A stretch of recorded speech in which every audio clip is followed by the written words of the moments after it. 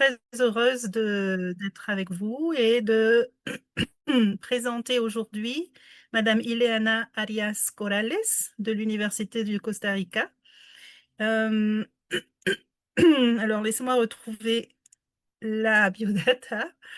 Ileana Arias Corrales est professeure à l'École des langues modernes de l'Université de Costa Rica depuis 2005. Euh, Elle est titulaire d'un master 2 en master de didactique et management et français et langue seconde en milieu plurilingue en enseignement de l'espagnol langue étrangère. Elle a plus de 25 ans d'expérience dans l'enseignement du FLE aux enfants et notamment aux adultes. Elle s'intéresse particulièrement à la didactique des langues étrangères et à divers thèmes appartenant au domaine de la sociolinguistique. Et actuellement, elle est responsable d'un projet de formation continue des enseignants de français langue étrangère et de professionnels en langue française de l'UCR, l'Université de Costa Rica. En 2023, elle a fait partie de l'équipe d'enseignants ayant fondé la Commission nationale du français et langue étrangère au Costa Rica, la CONAFLE.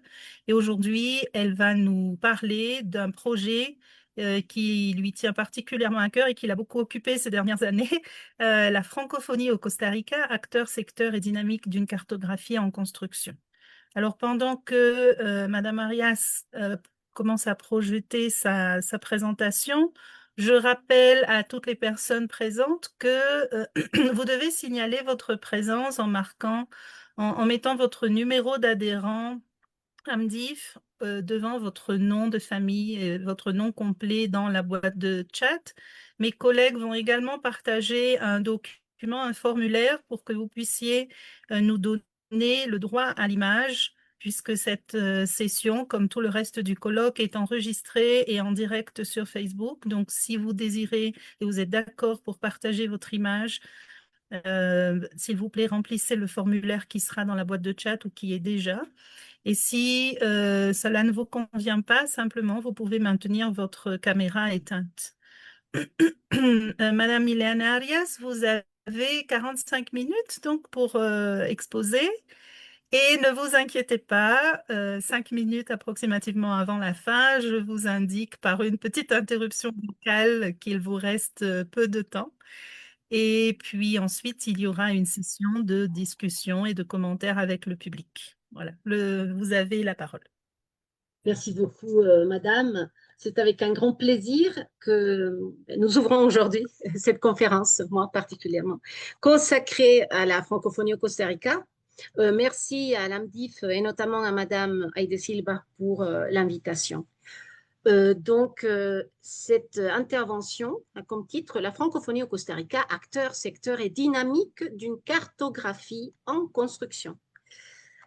Donc, avant de commencer, je tiens à demander à mes chers collègues costariciens de ne pas participer à l'exercice qu'on va faire pour commencer.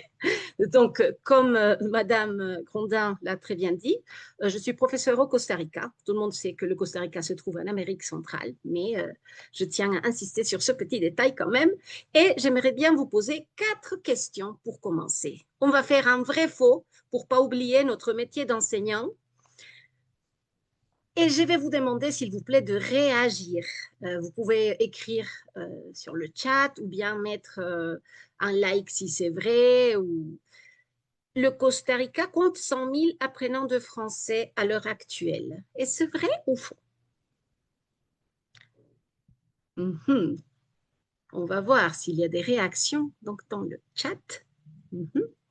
Est-ce que vous pensez que c'est vrai ou faux? Vous n'êtes pas obligé de savoir. Hein. C'est pour ça que je suis là. Ah, c'est faux. Merci, André. Ah, c'est faux. Tout le monde dit que c'est faux. Alors, on est d'accord là-dessus. Oui, effectivement. Attendez. Le Costa Rica compte près de 500 000 apprenants de français à l'heure actuelle, pour que vous ayez une idée. C'est important quand même. Une donnée très importante. Au Costa Rica, on suit des cours obligatoires de français langue étrangère en secondaire. Est-ce que c'est vrai ou faux? On va voir, il y a Des réponses dans le chat. Tout est faux, tout est faux. Ah non, c'est vrai. Ouh là là, mais je vois que j'ai pas grand-chose à dire. Vous connaissez très bien le contexte d'où je viens.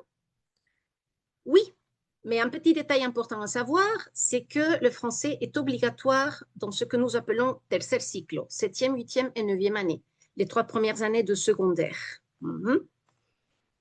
Le Costa Rica est membre observateur de l'OIF depuis 2014. Donc ça, c'est une donnée très, très, très spécifique. On va voir, est-ce que vous croyez que c'est vrai ou faux? On va voir, il y a des réponses. Cataline. Ah oui, Madame Rondin aussi. Andrea, ben, on est toutes d'accord. C'est comme le Mexique, quelqu'un a mis. Oui, exactement. Nous partageons pas mal de, d'éléments avec le Mexique. Le Costa Rica est membre, effectivement, depuis 2014 et on est membre, comme le Mexique, membre observateur. Ensuite, dernière question. En 2026, il y a plus de 1000 enseignants de français au Costa Rica. Qu'en diriez-vous? Est-ce que c'est vrai ou faux? C'est des chiffres, c'est des approximations.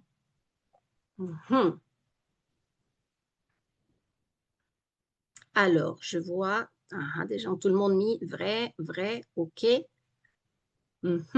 Chaque année, vous savez que ce chiffre change, n'est-ce pas, en fonction des gens qui prennent la retraite, des nouveaux collègues, etc. Mais j'ai parlé l'un de ces jours avec Madame Eugenia Rodriguez, qui est là parmi nous aujourd'hui, qui est la conseillère nationale de français de secondaire. Elle me disait qu'on est à peu près 1200 enseignants.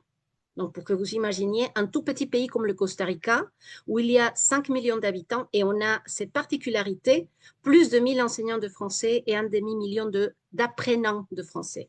Donc, ces informations, merci de votre participation, sont importantes pour comprendre le contexte. Je suis vraiment désolée pour ceux qui connaissent très bien le contexte costaricien, mais il est important quand même de prendre quelques points de repère pour mieux comprendre la complexité de ce que j'appelle un puzzle de la francophonie. Tout d'abord, il faudrait réfléchir au fait que la francophonie au Costa Rica ne se limite pas à l'enseignement de la langue française. Elle s'inscrit dans un réseau complexe de pratiques culturelles, d'initiatives éducatives, d'échanges économiques et de coopération institutionnelle, nationale et internationale. Donc, pour mieux saisir, disons, cette réalité, depuis 2023, au sein de CONAFLE, nous avons entrepris les premières étapes d'un exercice de réflexion que nous avons appelé état des lieux. Plus tard, on va dire qu'il s'agit plutôt d'une cartographie, mais dans le but de mieux comprendre toute cette réalité. Il faudrait parler, par exemple, du 19e siècle, qui a été le début de la longue histoire entre le Costa Rica et la France, parce qu'on va quand même beaucoup parler de la France dans les antécédents et dans le contexte de la francophonie au Costa Rica, parce qu'il y a eu beaucoup d'intellectuels, beaucoup de pédagogues, politiciens, etc., qui sont partis en Europe, comme vous le savez bien, ce n'est pas seulement au Costa Rica, mais c'était partout en Amérique latine, qui sont allés en France et en Europe pour travailler, voyager, pour poursuivre des études, etc. Et ces expériences ont eu un impact direct sur le système éducatif costaricien, notamment.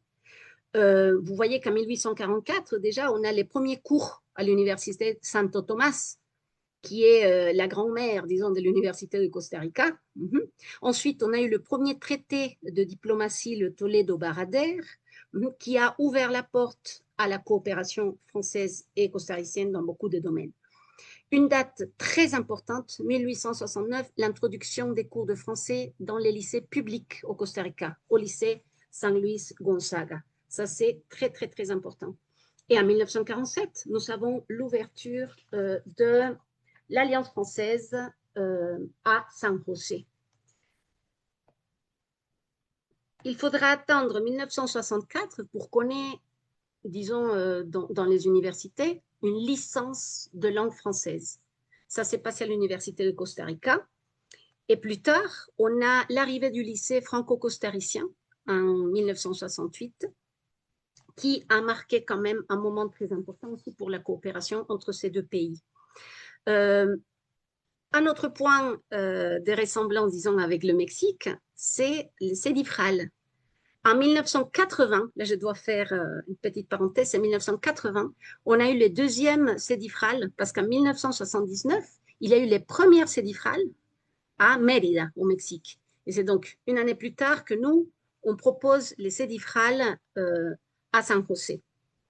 En 1989, les années 80, ça a été particulièrement dynamique pour la méthodologie et l'apprentissage du français au Costa Rica. On a eu en 1989 la création de l'Association costaricienne de professeurs de français, un autre événement historique très important. Et c'est en 2007 qu'on a eu, dans un contexte éducatif assez défiant, surtout pour l'enseignement du français, les premières journées de réflexion autour de la langue française. Cette fois-ci, ça a été organisé par l'ambassade de France, par les universités. Il y a eu la participation aussi du ministère de l'Éducation. Et on a proposé des ateliers pour réfléchir et faire des propositions par rapport à certains sujets en relation avec le français. Par exemple, on a beaucoup parlé à ce moment-là de FOSS, français sur objectif spécifique, des besoins qu'il y avait à ce moment-là. On a parlé du trilinguisme face à l'anglais qui était de plus en plus populaire à l'époque. Et on a aussi analysé la situation du français comme langue internationale. Donc, ça a été une expérience du point de vue de la recherche extrêmement importante, disons. Pourquoi? Parce que on a mis en place une méthode participative, n'est-ce pas? C'était entendre les vrais acteurs du français au Costa Rica. Par la suite, ils ont publié, je vais vous montrer ici, on a publié ce petit document qui est quand même un point de repère pour, comme je vous disais au début, bien comprendre le contexte costaricien et la place du français au Costa Rica. L'année 2014 a été une année très importante aussi parce que nous avons eu les cédifrales à l'Université nationale, cette fois-ci, à Heredia, avec plus de 400 participants, pour que vous ayez une idée, venant de l'Amérique latine, d'Europe, du Canada, etc. Et cette année, on a eu aussi l'entrée du Costa Rica en tant que membre observateur de l'Organisation internationale de la francophonie. Donc, dès l'année 2014 à l'année 2023, nous avons eu la pandémie, nous avons eu beaucoup de défis aussi, notamment par rapport aux Français dans les écoles primaires, aussi secondaires. Et le grand sujet, je dirais, de cette décennie, c'est la certification en langue étrangère. Tout ce qui est le DELF et le DALF. Avec la création de CONAFLE en 2023, là, je vais vous parler. Nous avons voulu, disons, conformer cette commission parce qu'on s'est dit qu'il y avait quand même une évolution, non seulement dans le plan éducatif, mais interinstitutionnel. On travaillait déjà comme une sorte de réseau avec l'association de professeurs de français, les universités, le ministère de l'Éducation. On s'est dit, il est temps qu'on crée nous-mêmes une commission et qui est pour but principal la diffusion du français au Costa Rica et qui cherche à multiplier, pour ainsi dire, les actions orientées pour la francophonie dans notre pays. Donc, c'est grâce à ces exercices de réflexion qu'on a fait qu'on a eu l'idée de présenter les états des lieux de la langue française au Costa Rica, à la coopération internationale et aux institutions publiques costariciennes. Et c'est dans ce contexte qu'est né le colloque Francophonie Dialogue sans frontières qui a eu lieu en 2025. J'espère que ça va, oui. OK. Maintenant, parlons un peu, abordons la francophonie au Costa Rica du point de vue des acteurs et surtout des secteurs. Nous avons distingué 3 grands secteurs. Nous avons le secteur de la diplomatie, pour commencer, où nous avons eu depuis des décennies une relation très proche avec la France, avec le Canada et aussi avec la Suisse. Nous avons de même des relations diplomatiques et la présence du Luxembourg, aussi du Haïti, de la Belgique, des Seychelles, de Monaco, Andorre, etc. Donc, c'est un grand réseau et il a été, pour ainsi dire, le responsable, hein, notamment la France et le Canada, de l'évolution du profil de l'enseignant au Costa Rica, puisqu'il y a eu beaucoup de coopération en matière éducative. Donc, tout ce qui est financement de bourses, études, stages, etc. Dans les secteurs économiques, on trouve, selon les données de la Chambre de commerce et de l'industrie, plus de 100 entreprises et commerces à l'heure actuelle qui sont au Costa Rica. Ce sont principalement des entreprises liées à l'énergie, à l'industrie, au transport, à la restauration et aux services en général. Par rapport au tourisme, il est important de dire que selon l'Institut costaricien de tourisme, il y a à peu près 20% des touristes qui arrivent au Costa Rica, les touristes étrangers, d'origine francophone. Et ils viennent notamment de la France, de la Suisse et du Canada. Donc, on ne peut pas négliger s'il y a tout un pourcentage comme celui-là, n'est-ce pas? Ça veut dire que le Costa Rica doit répondre, pour ainsi dire, aux besoins du marché. Donc, le tourisme, évidemment, est lié avec le monde de l'hôtellerie, de la restauration et des services. Par rapport au secteur éducatif, comme on vient de dire, nous savons maintenant qu'il y a plus de 500 000 apprenants, plus de 1000 enseignants qui se consacrent au français au Costa Rica. Et donc, il faudrait commencer par parler des universités. Au Costa Rica, nous avons 3 universités publiques, bon 4, mais 3 ayant des filières, des licences en français. Et nous savons, comme vous pouvez voir actuellement, ça c'est des données 2026, à l'Université de Costa Rica, nous avons 2 filières. Nous avons bachillerato en français, ça veut dire une licence en langue française, et nous avons aussi une licence en enseignement du français. Nous avons 400 étudiants à l'heure actuelle et 28 professeurs.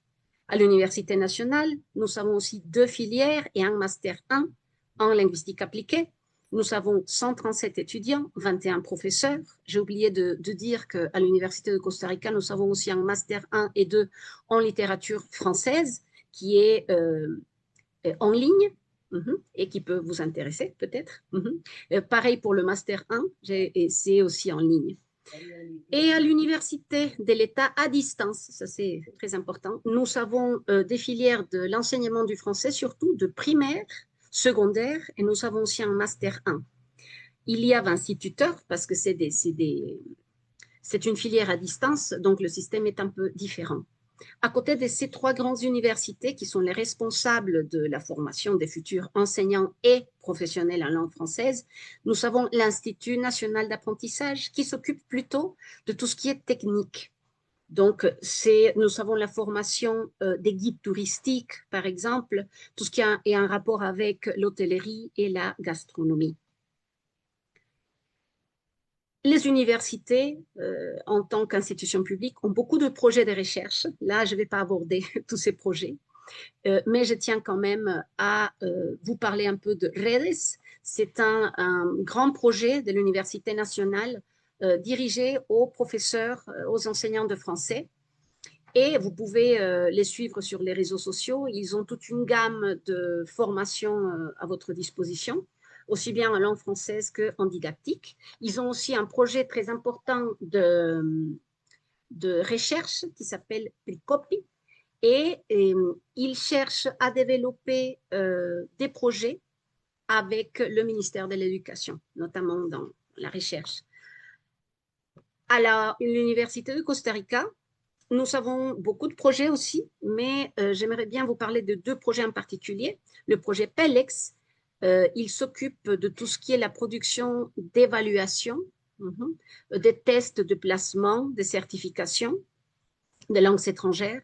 On est un grand réseau, comme je vous ai dit, et donc là, par exemple, ça c'est une nouvelle du 9 avril, comme vous pouvez constater. L'Université de Costa Rica va faire don de 23 000 examens pour les langues étrangères. Un détail important à ne pas négliger, c'est qu'au Costa Rica, il y a une cohabitation, pour ainsi dire, des langues étrangères dans le système éducatif public.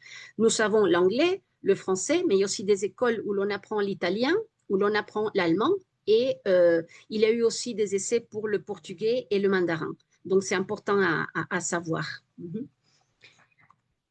De même, à l'Université de Costa Rica, nous avons des projets de trabajo comunal universitario. Là, je pourrais faire une communication là-dessus. Je ne vais pas vous raconter toute l'histoire de ces projets, mais c'est des projets au service de la communauté. Donc, le français est à la portée de tout le monde. Tout le monde peut apprendre le français au moyen des bibliothèques.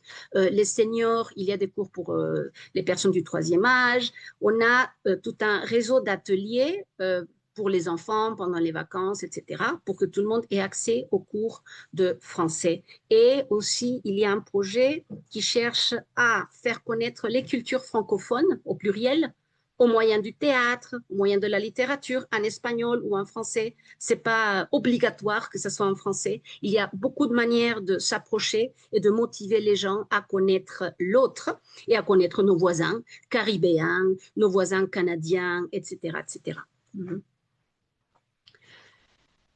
Là, pour vous parler un peu du ministère de l'Éducation, là, je vais vous donner des informations par rapport au ministère de l'Éducation publique.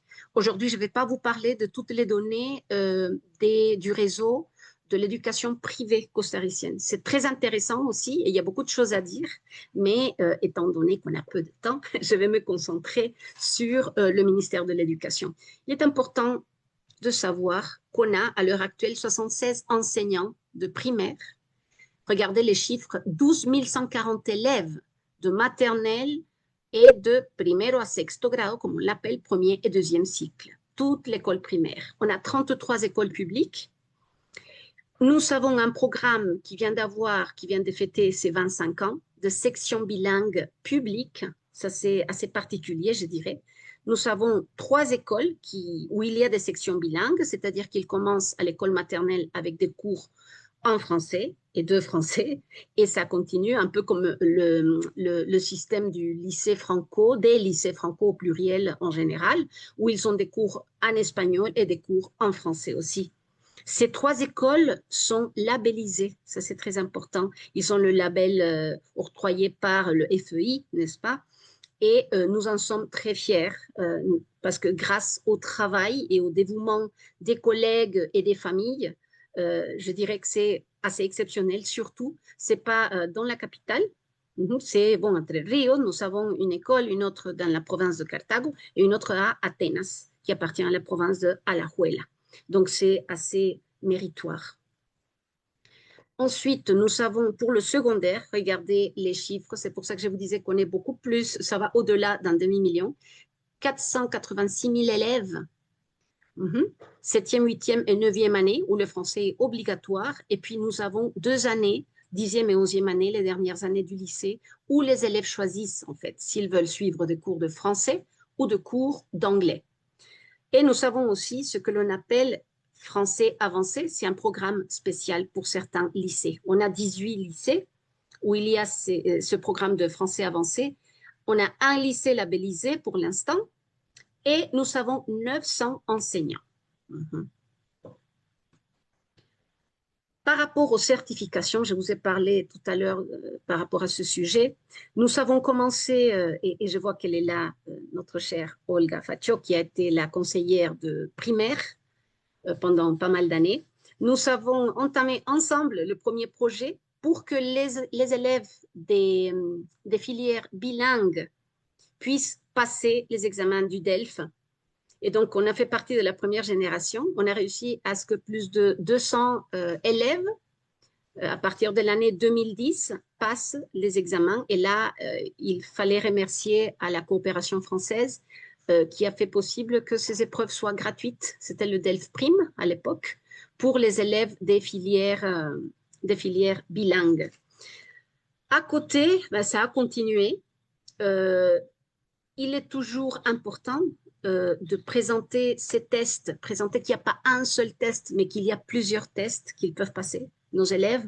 Et donc, je sais que le ministère de l'Éducation a beaucoup insisté pour continuer ce que nous avons commencé au début grâce à un projet de recherche qu'on a mené. Un diagnostic, c'était à l'époque, pour les enfants qui suivaient, qui faisaient partie des filières bilingues. Et donc, je sais que jusqu'à présent, ça continue. Il y a des étudiants, des élèves du système éducatif public qui passent les examens du DELF. A1, A2, B1, et je sais même qu'il y a eu des étudiants qui ont obtenu le B2. Nous savons aussi, pour faire un peu la publicité des produits locaux, nous avons un grand programme d'une très haute qualité qui s'appelle Programa de Evaluación en Lenguas Extranjeras. Et le responsable me dit toujours, quand je fais connaître ce projet, de dire aux personnes présentes qui sont chargées de départements de français dans diverses universités qu'il y a toujours la possibilité de passer les tests de positionnement qu'ils proposent. Et c'est intéressant parce que ils ont développé des épreuves avec l'IA. Donc, c'est l'IA qui, mais depuis 7 ans, ça vient pas d'être fait. Et donc, tout ce qui est la production orale et production écrite, c'est l'IA qui s'occupe de corriger. Et donc, c'est des tests de positionnement. On a déjà fait des expériences au Pérou, notamment, il y a 2 ans, avec des étudiants péruviens, et ça s'est très bien passé. Nous avons eu aussi Evlang, et le gouvernement français a proposé ces tests de placement et il y a eu, attendez, je l'ai noté, oui, près de 1600 personnes, étudiants, qui ont passé ce test. Et ça a été une expérience très intéressante parce que c'était au niveau national. Donc, pour plus de détails, peut-être Eugenia Rodriguez peut vous parler, n'est-ce pas, des résultats, mais pour que vous sachiez que pour être dans cette cohérence, cette évolution, on a décidé de suivre le chemin, n'est-ce pas, les certifications, il faut qu'on soit d'accord ou qu'on préfère un type de certification en particulier ou une autre. On est ouvert et je sais qu'il y a des projets qui vont venir avec d'autres types d'examens qui vont au-delà du DELF et des langues et aussi de PELEX. On ne peut pas laisser de côté dans notre état des lieux ACOPROF, comme je vous ai dit, l'association. À l'heure actuelle, il y a plus de 100 membres. L'Alliance française qui a été très importante pour, comme je l'appelle, la démocratisation des activités culturelles. Pourquoi je l'appelle démocratisation? Parce que grâce à l'Alliance française, il y a aussi un accès beaucoup plus, comment dire, à la portée de tout le monde, de beaucoup d'activités culturelles pour tous les sages, de musique, de théâtre, etc. Et ce n'est pas à négliger non plus, 600 étudiants et 25 professeurs à l'heure actuelle.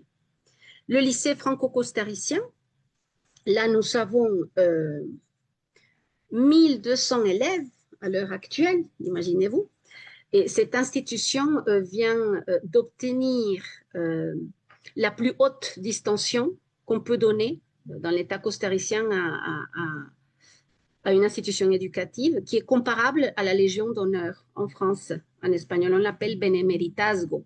Donc, c'est une institution benemérita de la patria, ça s'appelle comme ça. Et hier, justement, ils étaient à l'Assemblée législative pour un acte officiel en rapport à cet événement si important. Nous avons d'autres partenaires, on ne peut pas les laisser de côté. Nous avons l'Organisation internationale de la francophonie qui s'est beaucoup rapprochée, notamment du ministère de l'Éducation, grâce à l'excellent travail mené par la COPROF. Nous avons aussi depuis quelques années un soutien incroyable du Centre de la francophonie des Amériques du Canada. Une autre information importante, c'est que l'agence universitaire francophone est présente aussi bien à l'Université nationale qu'à l'Université de Costa Rica. Nous faisons partie de ce grand réseau qui permet de développer justement des projets, la mobilité aussi étudiante et des enseignants. Pourquoi j'ai ajouté TV5 Monde? Vous allez vous dire, mais pourquoi? Qu'est-ce qu'ils ont à voir? Ben, beaucoup. À chaque fois qu'il y a un événement en rapport avec le Costa Rica, TV5 Monde a toujours été là. Si vous cherchez, il y a même des fiches pédagogiques par rapport à des vidéos qui ont été tournées au Costa Rica, au lycée franco-costaricien. Il y a aussi des reportages qui vont plus vers la nature, pas tellement centrés sur la francophonie, mais plus vers la nature de notre pays. Mais il y a aussi des vidéos et des reportages sur le français au Costa Rica. Donc, c'est très bien. Si vous avez l'occasion d'aller voir ce qu'ils ont fait, c'est très, très, très bien. pour revenir un peu à la partie des états des lieux, avec toutes les données que nous avons collectées, là j'ai fait un survol très général de la situation actuelle au Costa Rica. Et disons, sans le savoir, on a commencé à construire une sorte de cartographie linguistique parce qu'avec Conafleu, on s'est beaucoup réunis, on s'est dit qu'est-ce qu'on peut faire. Il faut d'abord savoir ce qui se passe avec le français au Costa Rica, où en sommes-nous. Ça, c'était le début, le grand début. C'est pour ça qu'on a eu la collecte des données. Ensuite, on s'est mis à analyser. L'autre jour, je disais à Eugénia, combien de fois on s'est réunis? On ne sait pas. On a fait des longues journées de travail et on s'est dit, bon, nous savons les données, maintenant, il va falloir faire comme en 2007, il va falloir qu'on écoute les acteurs du français au Costa Rica et de la francophonie au Costa Rica pour voir ce qu'ils ont à dire par rapport à l'état actuel du français, à la francophonie au Costa Rica et aussi à l'avenir de la langue dans notre contexte en particulier. C'est pour ça que nous avons eu cette idée d'organiser un colloque ayant comme titre Francophonie, dialogue sans frontières. On a proposé une session virtuelle, c'était en mai 2025, où il y a eu la participation de toutes les autorités du FLE, si j'ose dire, pas toutes, mais beaucoup d'autorités du français langue étrangère, de la FIPF.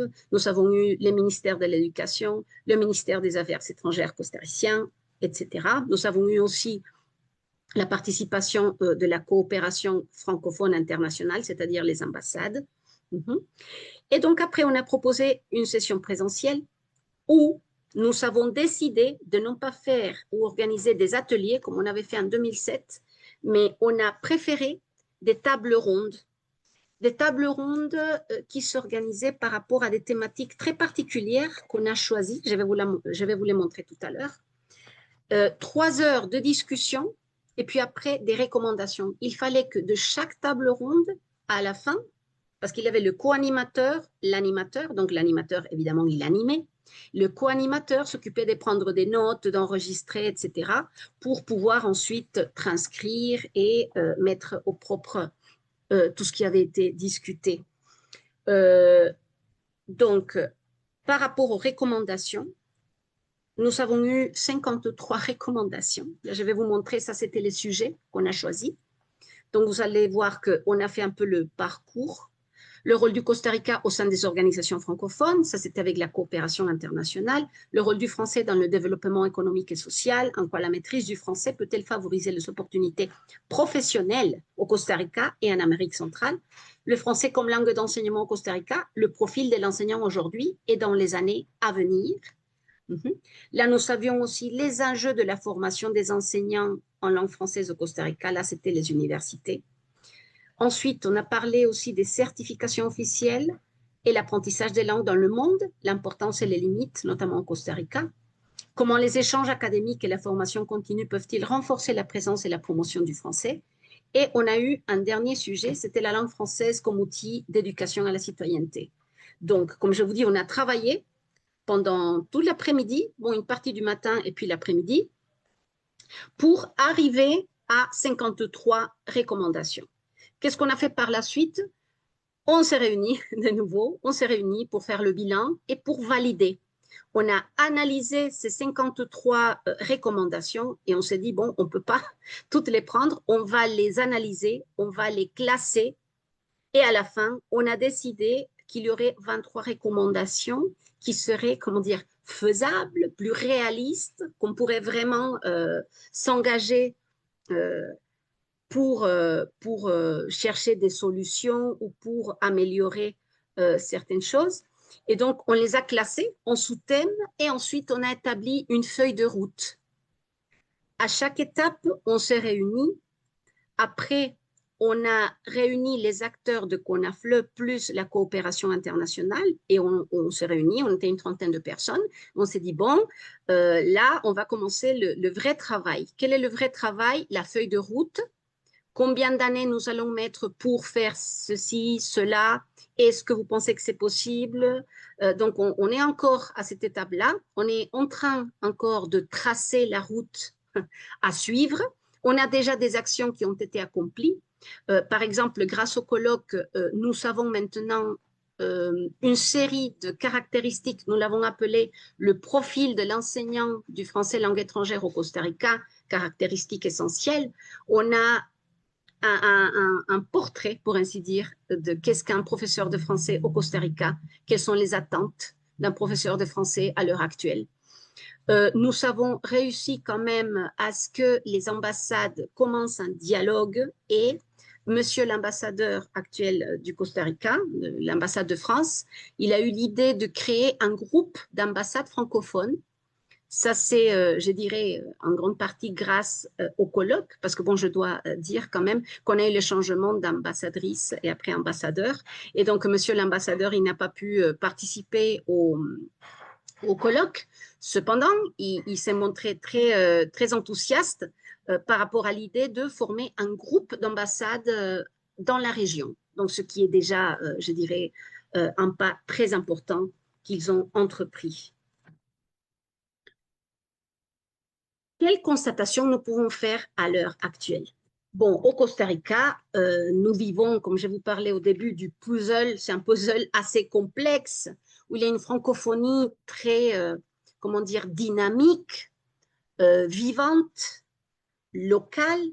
Au Costa Rica, tout le monde était censé au moins avoir entendu dans sa vie bonjour, je m'appelle, merci, comment allez-vous?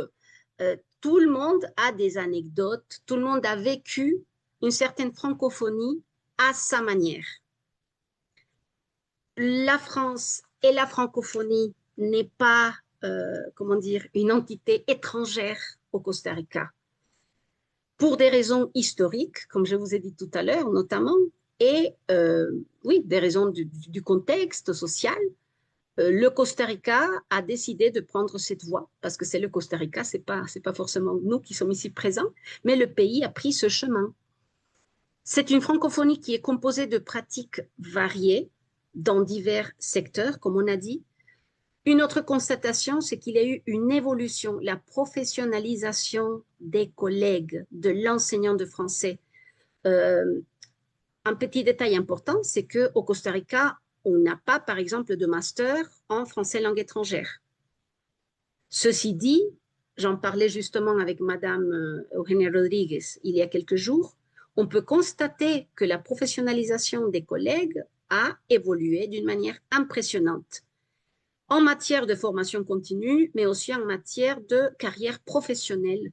Disons, les gens se sont engagés, il y a beaucoup de gens qui suivent de master grâce aussi à la coopération internationale. Il faut dire qu'au Costa Rica, il y a toujours eu le soutien notamment de l'ambassade de France pour poursuivre des études de master. Là, c'est avec l'Université des Antilles. À un moment donné, c'était l'Université de Rouen ou d'autres. Et aussi en matière de formation continue. Les contextes de l'utilisation du français ont évolué aussi. Nous savons le contexte éducatif, mais nous savons aussi les contextes un peu plus informels qui sont aussi riches. Comme je vous parlais tout à l'heure, par exemple des ateliers dans les bibliothèques publiques, des ateliers pour des seniors, des ateliers pour les artisans. On a donné des ateliers de fosse, par exemple, à un moment donné. Donc, les contextes sont beaucoup plus variés qu'il y a 10 ans, qu'il y a 15 ans. Nous pouvons constater de même qu'il y a des apprenants de français de tous les âges qui vont de l'école maternelle dans les sections bilingues jusqu'aux seniors dont je vous parle. Il y a un projet à l'Université de Costa Rica qui s'appelle PIAM, qui est dirigé à des personnes âgées et ils suivent des cours de français. Tout à l'heure, je vous parlais de la professionnalisation des enseignants et je dirais que plus important que la professionnalisation des enseignants, c'est adopter une vraie culture de la formation continue. Et là, il faut reconnaître le travail du ministère de l'Éducation par rapport aux efforts qu'on fait pour que les collègues se forment, pour que tout le monde se forme dans diverses thématiques, diverses modalités, en ligne, hybride, présentiel, etc. Il y a des grands efforts qui se font pour avoir une vraie culture de la formation. Et qui de bouche, ça c'est le plus important, qui débouche dans une communauté. Parce que je pense qu'avant tout, on a réussi à conformer quand même une communauté d'enseignants. Quels sont les défis à l'heure actuelle? Ben, comme je vous disais tout à l'heure, le suivi de cette feuille de route, que les recommandations qui sont très diverses puissent être vraiment résolues, pour ainsi dire. Nous savons par exemple des thèmes par rapport à la formation continue. Les collègues veulent évidemment avoir plus d'accès à des formations dans des pays francophones, si c'est possible. On a par exemple des demandes par rapport à des mises à jour des programmes officiels du ministère de l'Éducation. On a des très grands projets qui vont avoir lieu grâce à toutes ces recommandations. Et puis, bien sûr, la systématisation de toutes ces données dont je vous ai parlé, de toutes les idées, de tout, bon, pas toutes, j'exagère, mais de la plupart des perceptions des collègues, des acteurs du monde du français langue étrangère au Costa Rica, pour qu'on puisse entamer d'un côté un dialogue, parce que les cartographies, quand on pense à une cartographie, on pense au côté géographique, n'est-ce pas? On pense au GPS, dire où est-ce qu'on parle français, ça c'est très intéressant. Où est-ce qu'on parle français? Mais on parle français, pourquoi faire? Il faudrait commencer à se poser d'autres questions. Pourquoi faire? Ce n'est pas important seulement le niveau des apprenants, mais OK, au Costa Rica, on utilise le français pour étudier, pour écouter de la musique, pour écrire. En ce sens, il me semble que cette cartographie en construction, et comme je vous disais tout à l'heure, il y a des grands projets avec nos partenaires internationaux, notamment avec l'OIF, qui va avoir la suite, disons, de cette cartographie. C'est un très grand projet. Mais comme je vous disais, il me semble que cette cartographie en construction, bon, que je vous ai grosso modo présentée, constitue plutôt une invitation, je dirais, une invitation à collaborer, à partager nos savoirs, à partager nos expériences et à imaginer, pourquoi pas ensemble, des stratégies qui répondent aux défis contemporains de l'éducation, aux défis sociaux, parce qu'il ne faut pas oublier, une langue, c'est aussi la société. Euh, et pourquoi pas penser aux défis euh, culturels de coopération internationale de la région, pas seulement du Costa Rica, de l'Amérique centrale, mais de l'Amérique latine. Et les cartographies, les états des lieux, les colloques, les séminaires ont, à mon avis, une valeur incontournable du point de vue académique pour les connaissances générées, bien évidemment, mais aussi pour mettre en avant toutes ces dynamiques et échanges qui vont générer des nouvelles pièces dans ce puzzle francophone si complexe. Je tiens à remercier quand même le grand travail fait par CONAFLE, par tous et toutes les collègues qui ont dit oui, oui, oui, on peut le faire ensemble. Madame Ariel, Tenant... s'il vous Oui. reste 10 minutes. Ah, très bien. Mais écoutez, c'est fini dans 3 secondes. Oui, donc j'étais dans la partie des remerciements à mes collègues parce que je suis sûre que quand on s'est réunis pour la première fois, on s'est dit, qu'est-ce qu'on va faire de tout ça? 3 ans après, on voit les résultats, disons déjà. Et on a envie de continuer à travailler cette fois-ci avec le partenariat, comme je vous disais, de l'Organisation internationale de la francophonie et bien sûr de CONAFLE et bien sûr des acteurs les plus importants qui sont les étudiants, les enseignants et toutes les personnes qui travaillent ou qui aiment le français parce que nous avons lu dans le dernier document publié par l'AOIF, la langue française dans le monde, qu'il y a des petits changements dans les définitions de la francophonie et francophone qui croit l'être aussi, qui est intéressé aux cultures au pluriel francophone et pourquoi pas, comme on disait, parler de la francophonie costaricienne qui est là tout le temps, tous les jours, que nous voyons parfois dans les boulangeries du quartier, que nous mangeons, quand nous entendons des commerçants haïtiens à San José Centre-Ville, par exemple, quand nous entendons le créole, quand nous entendons d'autres langues, tout ça c'est la francophonie. Et donc, je vous remercie. Merci à vous. Vous avez vu, vous étiez un peu stressé, mais en réalité, c'était parfait, même avant le temps imparti.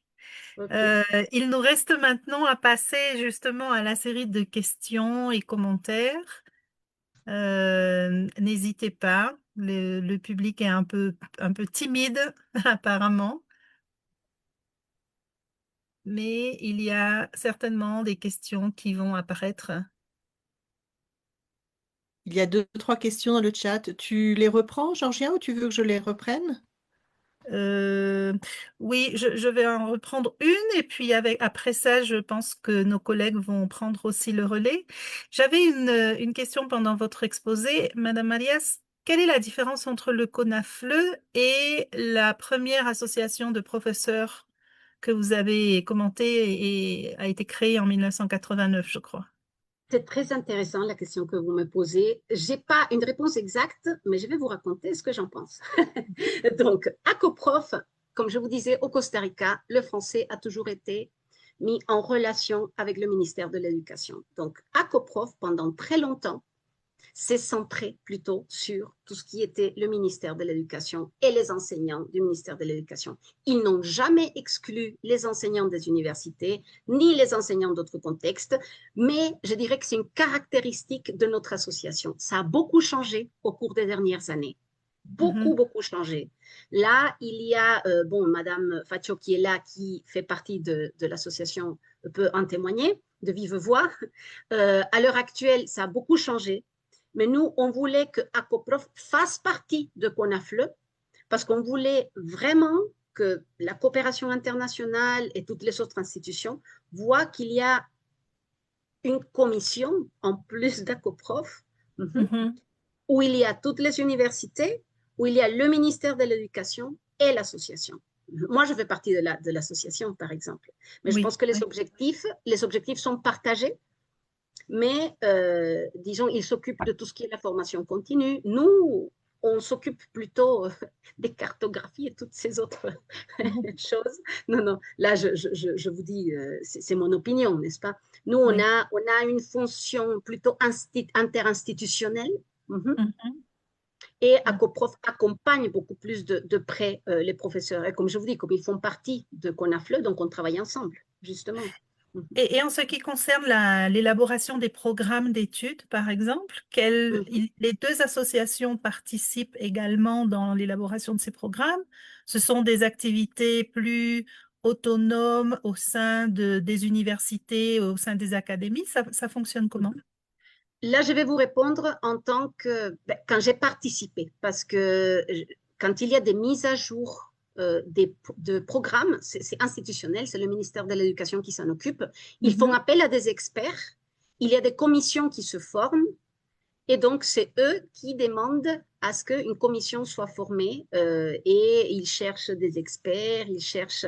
Donc, c'est tout un travail qu'on pourra faire ensemble maintenant que nous savons qu'on a FLE parce que ça fait quand même 10 ans, je pense, depuis les dernières mises à jour. Je ne sais pas, mais parce qu'il y a le primaire, il y a le projet bilingue, il y a secondaire, il y a beaucoup de programmes. Donc, je sais que ça fait partie des recommandations qui ont été faites lors du colloque et je suis sûre et certaine, là j'ose quand même dire que je suis sûre et certaine que le ministère de l'Éducation va faire appel, disons, à CONAFLE pour qu'on puisse travailler en tant qu'expert et commission nationale aussi. Mhm. ce qui est aussi une forme de reconnaissance, non, de l'œuvre de l'association. Bien sûr, bien Mhm, sûr, bien mhm. sûr. Et ma dernière question avant de laisser la main à ma collègue Delphine, on faisait le ratio dans la boîte de chat du nombre d'élèves par rapport au nombre de professeurs et c'est Mhm. impressionnant parce que chaque professeur finalement doit, disons, servir un très très grand nombre d'étudiants.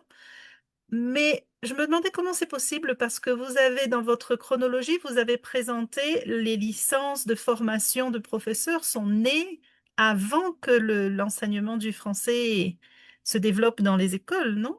Oui, la professionnalisation, oui, bien sûr. Les cours ont commencé en 1844. Ah, ah, Des petits cours par ici, par là, destinés à des gens qui s'est formés dans d'autres domaines, de mhm, philosophie, de lettres, etc. La mhm. professionnalisation est arrivée finalement très tard. Les premiers professeurs qu'on a eus étaient francophones, d'autres qui D'accord. avaient suivi des cours peut-être dans des pays francophones, mais la professionnalisation est arrivée beaucoup plus tard. Et donc, Mhm. on a eu par exemple les sœurs de Sion qui ont ouvert le lycée qui était privé, le lycée de Sion, euh, à la fin des années, attendez, ça m'échappe la date, mais c'est 1800, c'est après les lycées publics. On a eu à La Juela, le premier lycée privé, où il y avait des cours de français, mais c'était les sœurs qui s'occupaient des cours de français. Donc c'est petit à petit, quand ça a commencé à s'étendre dans le système éducatif, parce que ça a été fait de manière progressive, n'est-ce pas? C'était au début dans ce lycée dont je vous ai parlé, après il y a eu le lycée de Señorita, le lycée de Costa Rica, et ainsi de suite. Donc ça a été progressif. D'accord. Merci. De rien, madame, oui. Oui, alors je vais reprendre quelques questions qui sont dans le chat, mais Merci. je vais me permettre peut-être de faire quelque chose qu'on ne doit pas faire quand on dirige les questions. C'est moi-même de poser une question avant de Très bien. commencer. Premièrement, je vous remercie beaucoup. Je suis époustouflée par le travail que vous avez fait. Merci. Assez impressionnant. Et ça nous donne de bons éléments pour nous y mettre ici au Mexique. Et pour un petit peu dans la continuité de la question de ma collègue, vous avez abordé le profil des enseignants de français aujourd'hui Mhm. au Costa Rica. J'aimerais un petit peu savoir quel est le profil des enseignants actuels au Costa Rica et quel est le profil des enseignants que vous, on va dire, un petit peu idéal que vous cherchez actuellement pour répondre justement à cette demande grandissante au Costa Rica. Alors, votre question est très large, très importante, très large. Pourquoi? Parce que nous avons beaucoup de types d'enseignants, pour ainsi dire. Là, le profil qui a été travaillé, c'était plutôt pour le secondaire, c'est ce qu'on s'était dit. Je vais le chercher et je vais vous le montrer si vous me donnez 2 minutes. Mais il faut savoir que, par exemple, pour le ministère de l'Éducation, il y a un profil déjà établi. Il y a un profil institutionnel qui doit être respecté du point de vue administratif et du point de vue de la formation des professeurs. C'est très, très, très bien cadré. Et donc, ah bon, puisque Madame Rodriguez est là, je ne sais pas si c'est possible que Madame Rodriguez puisse nous dire 2 mots là-dessus, puisque c'est la conseillère nationale du ministère de l'Éducation. Profitez de sa présence juste pendant que je cherche le document. Oui, tout à fait. Merci beaucoup. Bonjour, chers collègues du Mexique. Ça me fait plaisir de partager. Et je tiens aussi à remercier ma collègue Iliana, laquelle est présente aujourd'hui. Et je pense qu'elle est très fière de notre travail, de pouvoir aussi projeter nos travaux et nos efforts. Donc, de la part du MEP, il y a un travail énorme depuis des années. Et maintenant, si je parle du profil des enseignants costariciens, il est bien encadré, comme Iliana vient de dire, mais surtout parce qu'il y a un service d'embauchement, disons, au Costa Rica, très strict. La loi aussi d'embauchement, c'est très strict. Donc, la plupart ont déjà obtenu un baccalauréat, soit en langue française, soit en enseignement de langue française aussi. Il y a aussi, maintenant, pour être embauché par les MEP, comme professeur intérimaire, exigé B2, niveau B2, et pour devenir propriétaire, niveau C1. Ça, c'est les sauts qu'on met justement à l'heure d'embaucher quelqu'un au MEP. Mais là, le sujet, c'est énorme, donc je ne vais pas prendre la parole. Mais s'il y a des questions ou des choses après, je serai toujours disponible et à travers aussi Iliana. Et là, il y a aussi Olga Facho qui a travaillé avec moi au MEP. Et on partage beaucoup toute cette histoire qu'Eliana vient de partager avec vous. On connaît bien tous ces petits détails de Intéressant. l'enseignement du français au Costa Rica. Et bon, merci.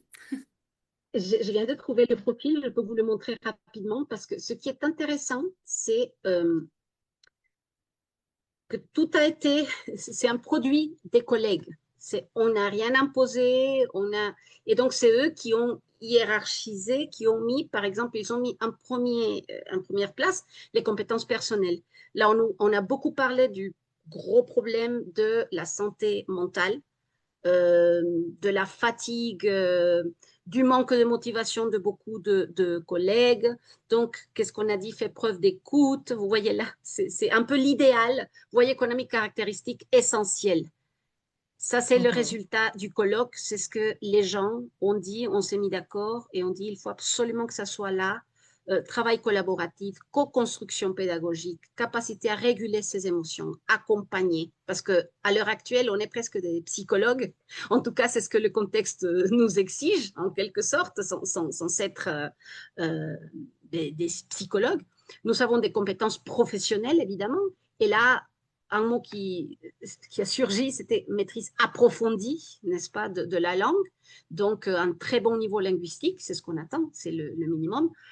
Mais quand même, qui sache, évidemment, qu'il y ait des bases solides en didactique, en TIS, vous voyez, qui favorise le développement des compétences communicatives, évidemment, qui innovent, qui conçoivent aussi des dispositifs d'enseignement adaptés, parce que là, on n'a pas eu le temps, mais Eugénia pourrait animer une communication par rapport à tous les types, du point de vue curriculaire, toutes les différences qu'il y a au sein du ministère de l'Éducation, rien qu'en secondaire.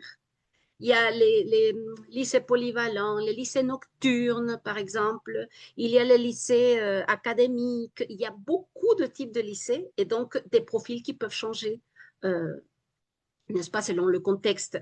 Donc, vous voyez qui se forme continuellement, qui varie ses approches pédagogiques. Donc, c'est un expert qu'on veut, qui fait preuve de flexibilité, qui encourage la dynamique collaborative.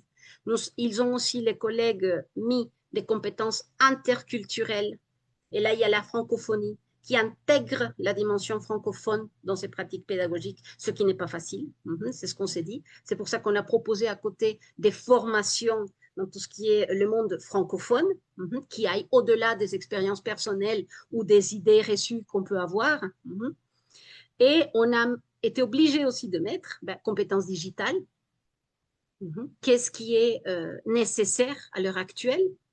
Donc, ce sont ces 4 composantes que vous voyez là. Donc, compétences personnelles, professionnelles, interculturelles et digitales. Et on s'est dit que c'était la première fois qu'on faisait quelque chose de la sorte.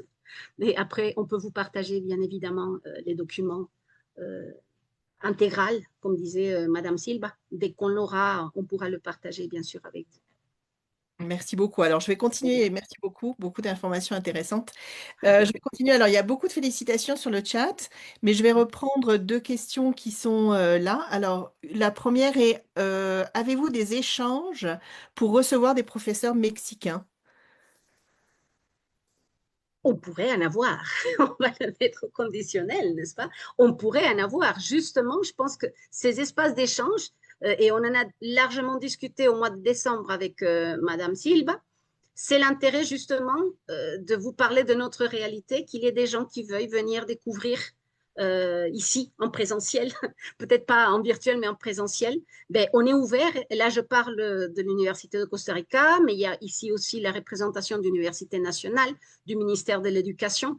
On peut entamer des projets, des mobilisations, bien sûr. Bien sûr qu'on peut le faire. D'accord, très bien. Alors, une question d'Édouard Amador Pliego qui demande dans quelle mesure la cartographie en construction que vous proposez rend-elle réellement compte des rapports de pouvoir entre les différents acteurs de la francophonie au Costa Rica et comment évitez-vous qu'elle ne reproduise une vision institutionnelle au détriment des pratiques locales et informelles? Bon, ça, c'est un sujet de dissertation. Je vais m'y mettre tout de suite. Alors, comme je vous disais au début, il faut comprendre le contexte historique. D'un côté, la France a toujours été dans la coopération éducative, dans la coopération en diplomatie. Comme je vous ai dit, le premier traité qui a été signé au Costa Rica avec un pays européen, c'était avec la France. Donc, il y a beaucoup, disons que notre histoire est jalonnée par des rencontres toujours avec la France, n'est-ce pas? Donc, on ne peut pas nier, on ne peut pas laisser on ne peut pas laisser de côté tout ce que la France a, disons, donné euh, au système éducatif, à la diffusion du français, etc. Ceci dit, j'ai oublié la deuxième partie, pardon, attendez, je vais la chercher. J'ai trouvé la cartographie. Des rapports de pouvoir, je ne sais pas si c'est des rapports de pouvoir, mais c'est des dynamiques diverses plutôt. Moi, je ne vois pas le côté pouvoir.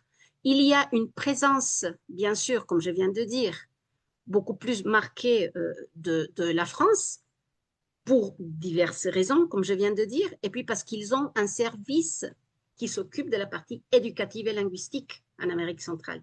Ils ont un bureau qui s'occupe de tout cela, donc c'est normal qu'on ait une vision, si vous voulez, un peu francisée, si j'ose dire. Cela ne veut pas dire qu'on ne tient pas compte de la francophonie au sens large. Et comme je l'ai dit et redit, on a toujours eu des très bonnes relations, imaginez, même avec, c'était pas un consulat, c'était un bureau ad honorem des échelles, par exemple. Monaco, Andorre, ils ont toujours été présents dans les activités, Haïti aussi, même si c'est pas une ambassade ou un consulat, la présence a toujours été là. Ils ont toujours été là pour nous. Qu'il y ait des institutions qui ont une structure beaucoup plus, comment dire, présente, c'est différent. Mais je ne dirais pas que c'est des relations de pouvoir. Je dirais que c'est des dynamiques propres au contexte, en tout cas, qui évoluent et qui vont changer. Peut-être que dans un futur proche, ça ne sera pas la France qui prend ce rôle, pour ainsi dire, protagoniste, mais ça sera la coopération européenne en général, ou le Canada, ou le Haïti. Qu'est-ce qu'on peut dire là-dessus? Pourquoi pas? Je crois Merci que beaucoup. Eugénia voulait dire quelque chose. Non. Non, j'ai vu que Mme Rodriguez avait Ah mis non. des Ah ok, pardon, informations c'est Madame Silva. complémentaires. Donc, si vous souhaitez les lire pour les assistants. Et Haïdé, tu as la main levée. Je te laisse le micro. Oui, j'ai une question à laquelle j'avais déjà eu une réponse partielle, mais que j'aimerais entendre à présent et puis partager avec les collègues qui sont là. Nous souhaitons mettre en place un projet similaire au Mexique. Le chantier est encore plus énorme parce que le territoire est extrêmement grand et là où, par exemple, vous calculez qu'il y a 1200 enseignants de français. Nous, on n'a pas la moindre idée de combien on est, mais je pense qu'on est au moins 3000, 4000. Nous avons un système public-privé extrêmement diversifié sur 32 États. On est 126, 132 millions aux dernières nouvelles, etc. Donc, c'est un travail énorme. Mais, justement, dans ce contexte-là, il me semble extrêmement utile de reconnaître la valeur inestimable de tout ce travail que vous avez fait et qui ne peut être fait que dans le cadre justement d'une institution comme l'université et avec le soutien de tous les autres acteurs. Donc, vous avez mis en place une instance spécifique pour cela et vous avez acquis une expérience qui nous manque encore puisqu'on n'a pas commencé.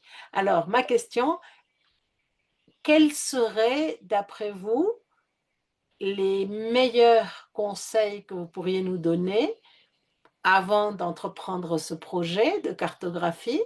Qu'est-ce qu'il faut absolument faire ou ne pas faire pour mener de la meilleure manière imaginable un projet de cette envergure? Encore un autre sujet de mémoire, là je dirais, de thèse même. Mais moi je dirais, nous, quand on a pensé au mot cartographie, on a tendance à penser précisément à la géographie. Mais une cartographie, ça peut se faire, il peut avoir une approche institutionnelle. C'est ce qu'on a choisi. Ça a été le premier pas. Allons voir les institutions, obtenons des données, collectons des données, demandons. Et vous ne pouvez pas imaginer, bon, si vous pouvez imaginer quand même, la quantité de documents qu'on a. Il y a encore beaucoup de documents qui n'ont pas pu être analysés comme on voudrait, parce qu'il n'y a pas seulement des, comme je disais au début, je peux vous faire une liste de données comme ça, des chiffres, mais ça ne veut rien dire. Il faut les mettre en relation. Il faut voir quels ont été les résultats du DALF, avec Eve Lang, avec les résultats des examens locaux et quel niveau ils ont, les élèves. Parce que l'apprentissage, c'est une chose.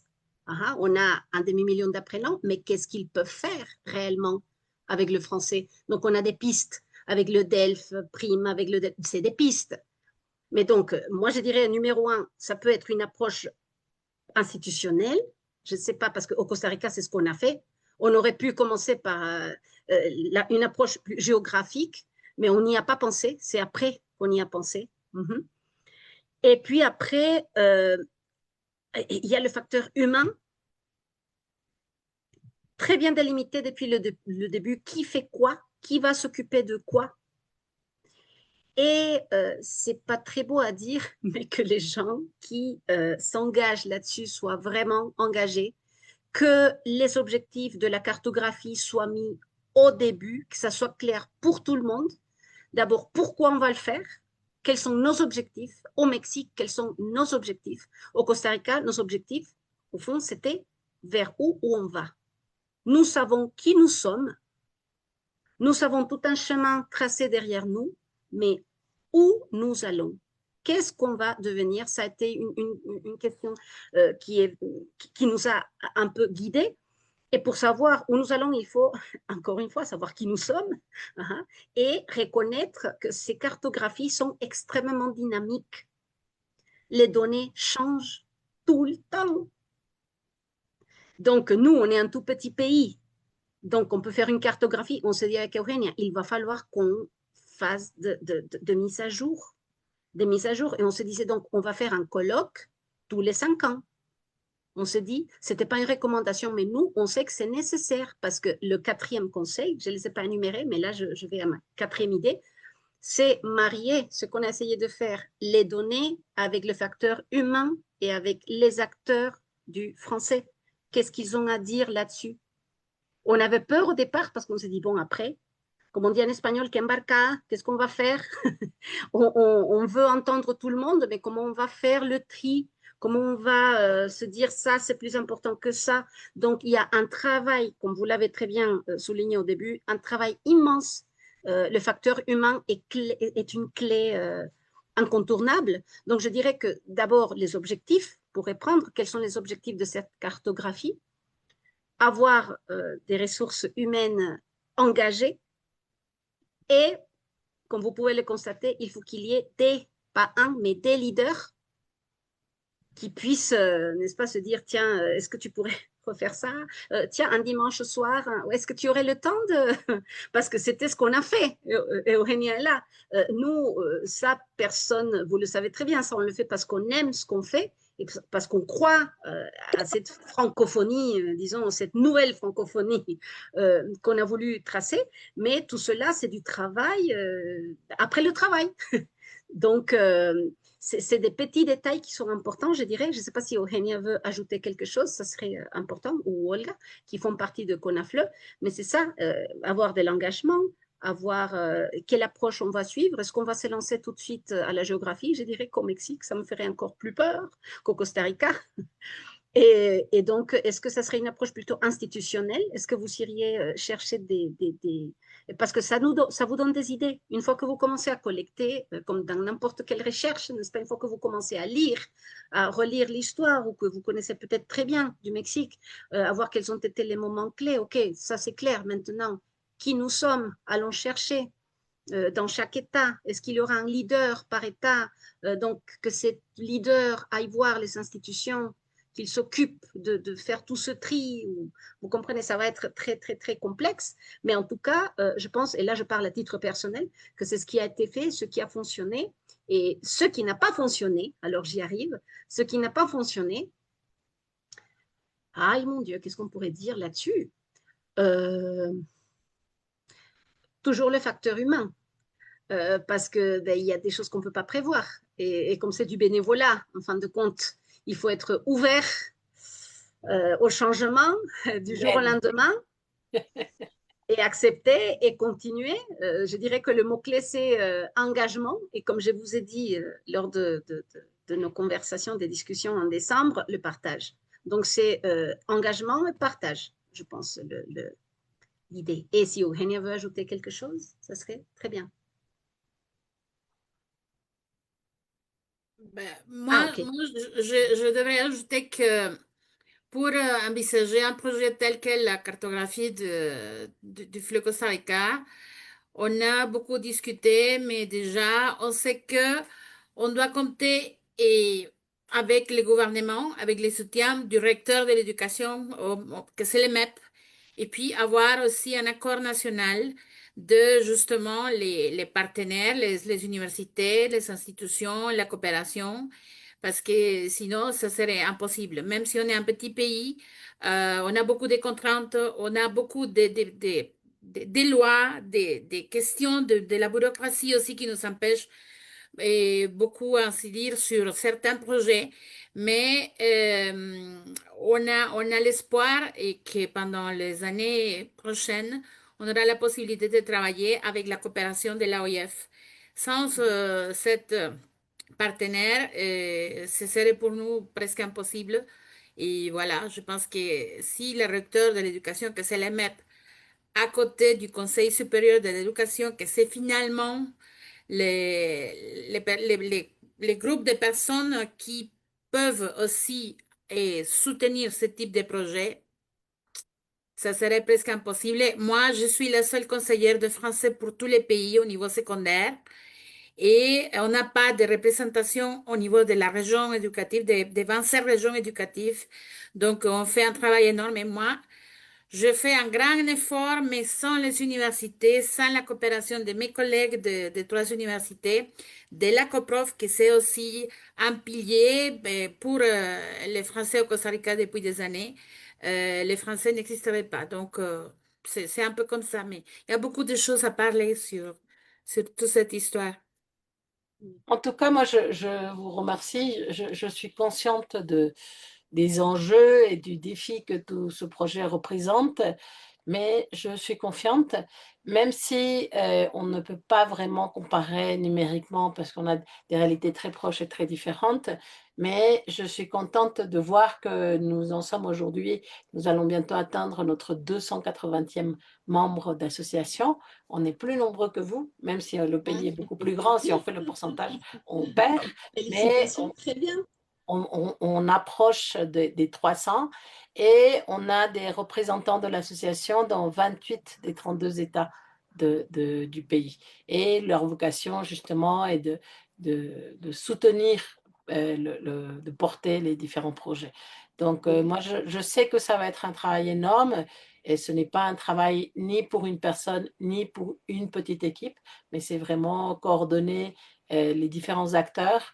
Et pour répondre très brièvement à ta question, bien sûr, on va mettre l'accent sur les acteurs institutionnels, mais l'un des problèmes que nous avons au Mexique comme ailleurs, et surtout en Amérique latine, mais ça se passe aussi dans les autres pays du monde, il y a très peu de traditions de documentation et de statistiques et d'informations publiques. Et donc, on va aller vers les institutions, mais même dans mon institution, par exemple, on me refuse l'accès aux données sur les diplômés de ma licence, alors que je suis professeur dans cette licence. Alors, pour obtenir dans les plus de 20, vous en avez 4, si je me souviens bien, nous on a plus de 20, et je dis plus de 20 parce que ça varie d'année en année d'institutions universitaires former des professeurs de français. Donc, pour aller chercher tout ça, pour le traiter, pour le présenter, et ensuite pour aller voir ce que ça donne sur le terrain, parce qu'on a, dans un pays qui n'a pas, comme vous, le ministère et des professeurs qui sont plus ou moins suivis, et Eugénie a joué un rôle clé là-dedans, mais nous, on a plein de profs. Je voyais par là Ellie, par exemple, qui a longtemps été professeur indépendant. Là, elle a commencé à travailler dans une institution, mais elle a une longue expérience d'enseignement hors institution. Et moi, j'ai envie de rendre visible et de valoriser et de souligner l'apport de cette francophonie informelle qui est extrêmement forte au Mexique. Donc, on a beaucoup de pain sur la planche, mais Voilà. je suis convaincue qu'avec l'engagement de l'équipe qui est déjà là et du reste de l'association, et puis aussi avec, si vous nous épaulez aussi du Bien côté sûr. des conseils, etc., on va parvenir à faire quelque chose qui a vocation, comme tu l'as dit aussi à la fin, pas seulement à donner une cartographie locale, qui est très importante, une cartographie nationale, mais visibiliser, parce qu'on a plein d'a priori et plein d'impressions fausses ou vraies sur ce qui se passe avec le français en Amérique latine. Et je pense que c'est très important d'avoir des éléments concrets, à jour, actualisés, etc. Donc, c'est énorme, mais avec, ensemble, je pense qu'on va y arriver. Oui, mais c'est possible et avec des objectifs bien délimités sur voilà, le pourquoi. Je pense que ça sera tout à fait faisable. Et quelque chose d'important, pardon, avant de terminer, c'est que faudrait pas hésiter à mettre en place d'autres techniques de la recherche plus, comment dire, qualitative. Moi, par exemple, pas pour Conafle, pour ce travail, mais dans mes travaux personnels, j'ai fait beaucoup d'entretiens à des personnes clés de l'histoire du français au Costa Rica. Et c'est grâce à ces rencontres, il y a des gens, on dirait des encyclopédies, n'est-ce pas? Il y a des gens qui ont des connaissances et moi, ça me fait toujours chaud au cœur parce que dès que vous trouvez une de ces personnes, enfin, c'est comme ouvrir un livre, n'est-ce pas, se plonger dans l'histoire du français au Mexique. Peut-être vous en aurez comme ça des acteurs ou des gens passionnés de la culture, des cultures au pluriel francophones ou même françaises à différents moments, qui vous donneront pas peut-être toutes les informations que vous cherchez, mais des pistes. Des pistes, parce que c'est le travail du détective, n'est-ce pas? Des pistes importantes, des choses auxquelles on n'a peut-être pas pensé, parce que ça nous est déjà arrivé plusieurs fois. C'est pour ça que je vous dis une cartographie en construction et je pense que ça sera éternel, même si on a l'opportunité de travailler avec l'OIF ou avec d'autres institutions, ça sera toujours en construction et en mise à jour. Mais c'est un travail important à faire et motivant aussi, parce que c'est un grand défi. Et surtout, quand on commence à voir les résultats petit à petit, nous, on se disait, quand on a, pour le colloque, on se dit, oh là là, 250 personnes, c'est pas mal quand même. C'est pas mal. 250 personnes qui sont en train de parler en français, qui sont en train d'exposer leur point de vue par rapport à des thématiques qui les touchent, parce que les gens avaient, je ne l'ai pas dit, mais les gens s'inscrivaient à la table ronde qu'ils voulaient. Donc, c'était très intéressant comme exercice, finalement. Merci beaucoup. Ah, Madame. Alors, je cède l'espace à Georgia qui a un dernier commentaire et pour conclure cet espace, donc Georgia, je te laisse le micro aussi, je te passe le micro. D'accord, merci. Merci Delphine. Oui, je voulais rebondir sur ce qui a été discuté il y a quelques minutes concernant les agents à identifier. Je crois qu'une force que commente Iliana Arias du côté costaricien, c'est justement qu'ils ont réussi à identifier très très rapidement les interlocuteurs, non? Et puis que c'est très structuré. Et puis, j'ai aussi l'impression, vu qu'on parle d'impression, qu'il y a un travail dans la continuité, c'est-à-dire que depuis toutes ces années, il y a quand même des traces qui sont facilement consultables et qu'on peut retrouver pour continuer à travailler dans cette continuité-là. Et on ne recommence pas tous les changements de gouvernement ou tous les changements de recteur ou tous les changements de directeur ou de directrice ici et là. Et j'avais un dernier doute, peut-être très très brièvement, Ileana Arias, vous avez mentionné le fait que font les Costaricains dans le français? Ils chantent en français, ils rêvent en français, ils regardent des films, etc. Est-ce que dans votre cartographie, vous avez des données sur ces éléments-là qui sont comme le ciment, les choses Pas encore. juteuses? Pas encore. Et je pense que ça, c'est le prochain chapitre. C'est la prochaine saison à ne pas rater sur cette même chaîne à un autre moment. Mais je pense que ça sera le prochain voilà, pas à suivre. Ça sera ça. Qu'est-ce qu'ils font avec le français qu'ils apprennent, ces demi-millions de personnes? Au-delà des certifications, au-delà du A1, du B1, en vrai, qu'est-ce qu'ils font en français? Moi, je suis curieuse, et là, c'est une impression personnelle. Et Eugenia, n'aie pas peur, c'est pas ce qu'on va faire dans 2 mois, ne t'inquiète pas. Mais je pense que ça serait un exercice intéressant, très difficile à faire, parce que quand on est dans tout ce qui est qualitatif, c'est toujours très, très. C'est chaotique en même temps, parce qu'on ne sait pas par où commencer ou comment faire. Mais je pense que ça serait intéressant, parce qu'on a des données. Mais dès qu'on a fini un chapitre, on dit, oh, le prochain chapitre, ça sera ça. On a déjà détecté les acteurs, on sait qui apprend, on sait qui enseigne, et dans le domaine du tourisme, on sait à peu près où il y a des hôtels, où il y a des restaurants, où il y a qui sont les propriétaires. Ok, maintenant, quel est le prochain pas à suivre. Mhm. Donc, j'imagine que ça sera l'utilisation de la langue. De la langue, oui.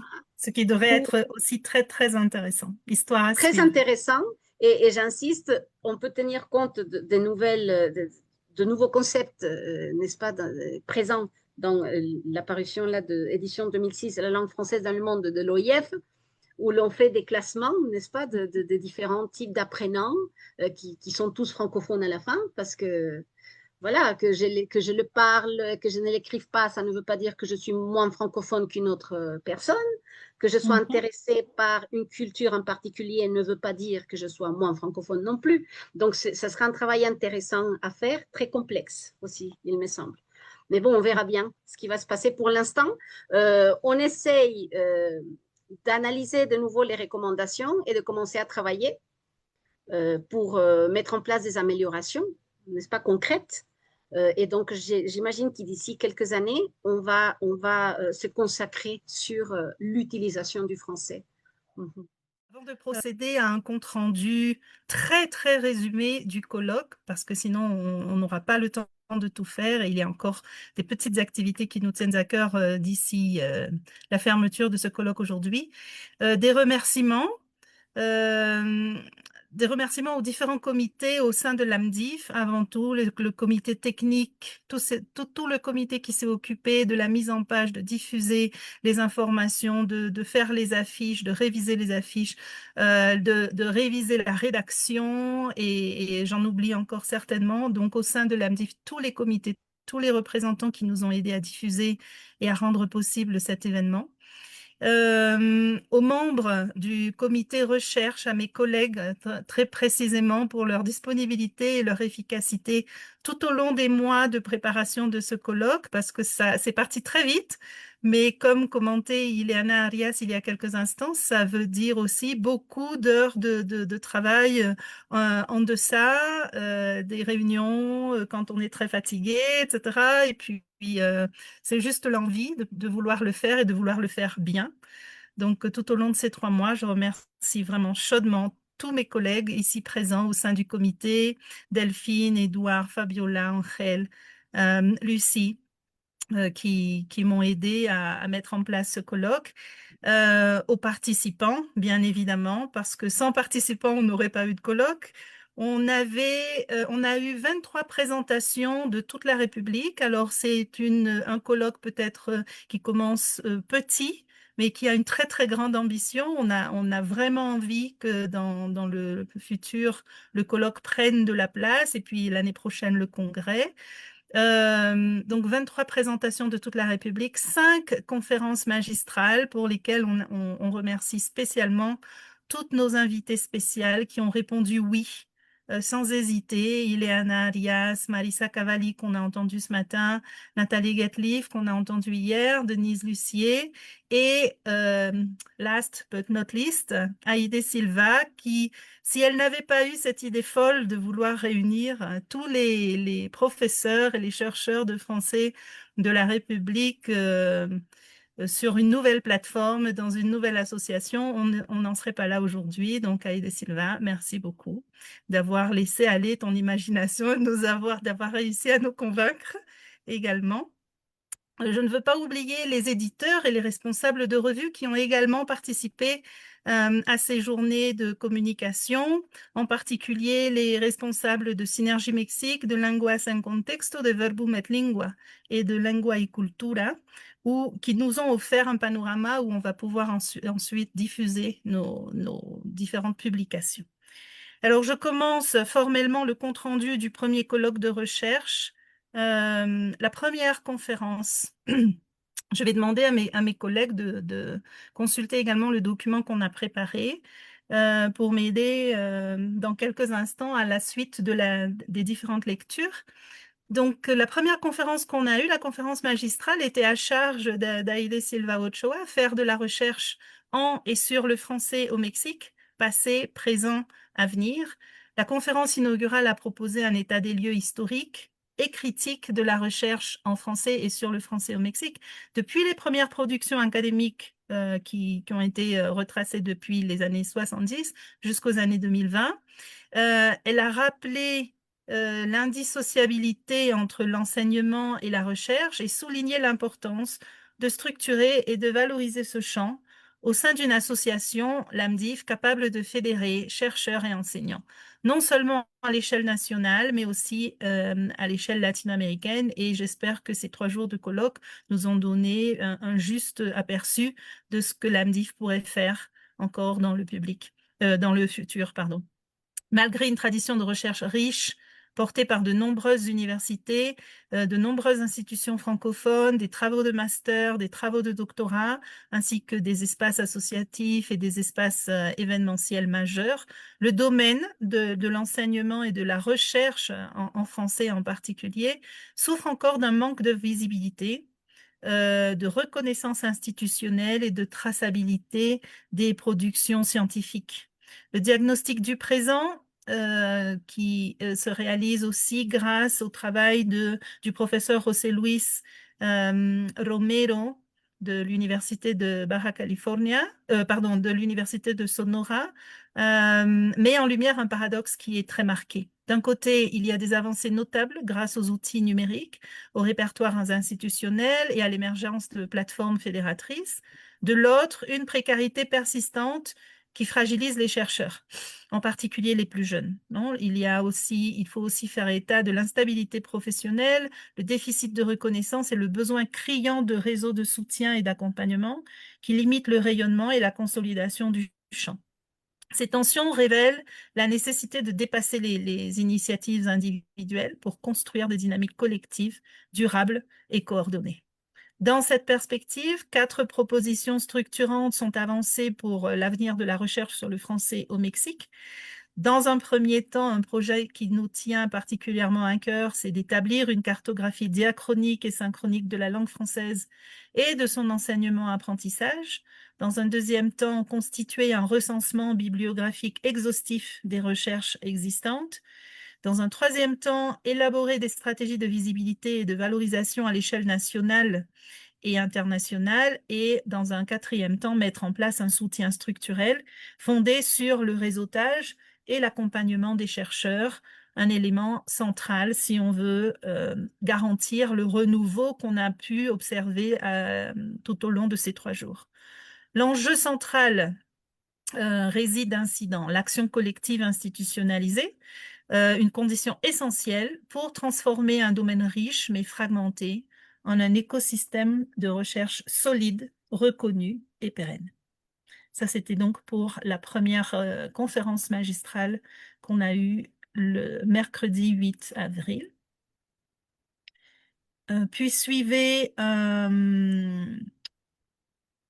bloc de présentation. Je ne sais pas si mes collègues sont sur le document que je consulte actuellement. Oui, Oui? Ok. oui, Edouard, est-ce que tu pourrais prendre la suite? Oui, bien d'accord. sûr. C'est à Édouard.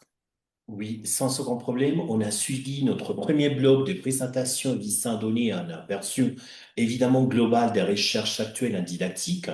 Donc, pendant ces interventions, on a mis en évidence une évolution significative de la didactique du français, marquée évidemment par une attention accrue à l'inclusion, à l'innovation pédagogique et à l'adaptation aux réalités socio-professionnelles. Ces interventions ont souligné l'importance des pratiques transdisciplinaires, l'intégration des objectifs et développement durable, ainsi que le recours à des approches ludiques et narratives, bien sûr, pour favoriser l'apprentissage. Enfin, les interventions ont révélé une convergence entre les exigences du marché du travail et la formation académique, appelant à un profil d'enseignant à la fois flexible, inclusive et ancrée dans les enjeux contemporains.